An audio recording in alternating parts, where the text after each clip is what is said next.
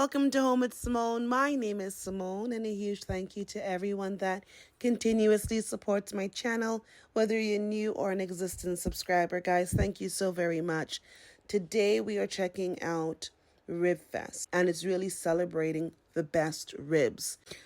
When you're first entering, there is a bit of vendors. Now, normally, there's a lot of vendors in this area selling a lot of different things.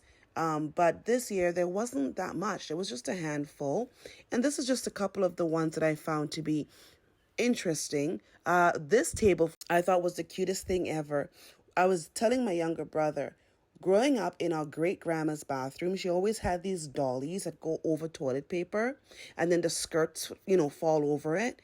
And then she had ones that went in the tissue box. And again, the skirt would fall over it.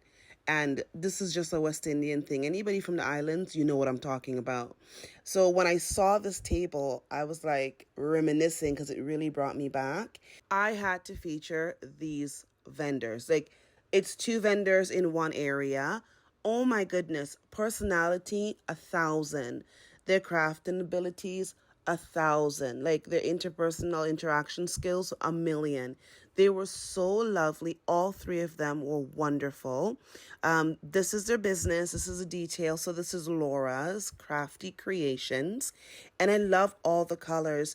And on Laura's area, there were these little earrings that were like popcorns and dice and little rainbows and stuff. And this is Jillian's area. It's Gentle Force. Her stuff is also crafted. And again, talent of the both ladies is so amazing.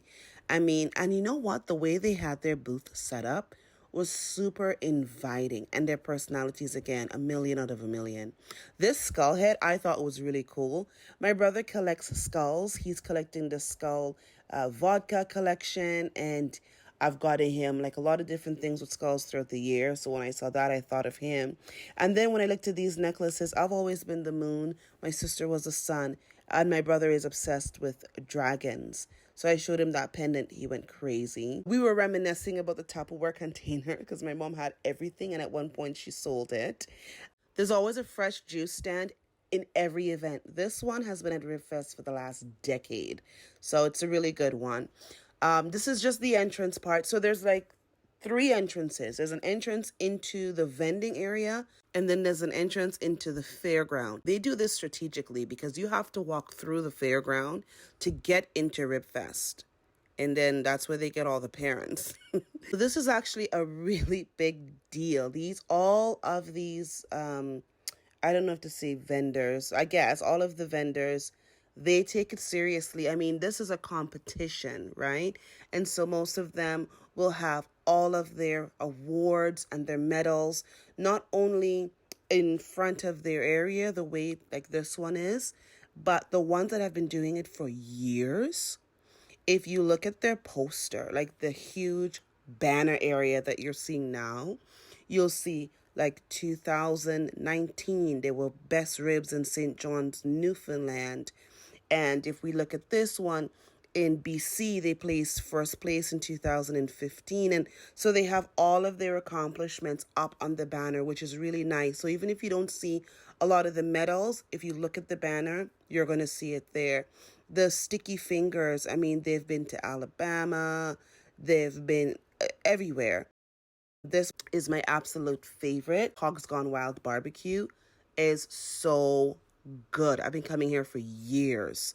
We're going to go back to that one. I'll show you what theirs look like, the food looks like. But Jack the Ribber, I've never had any of these other ones, but I wanted to kind of give them a little bit of screen time as well, because all of these guys work so hard to prepare throughout the year for these festivals. I mean, they travel all over Canada.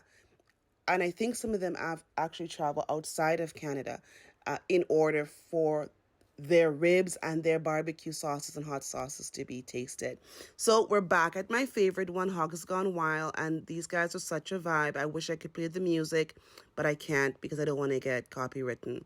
But look at the meat. So there is the pork, there is chicken, and then there is the beef ribs. The beef ribs are huge. They literally remind me of the beginning of the Flintstones, where Fred puts the ribs inside of his car. That's the first thing I thought of when I got them. They were so delicious. The colossal onion is something that gathers huge crowds.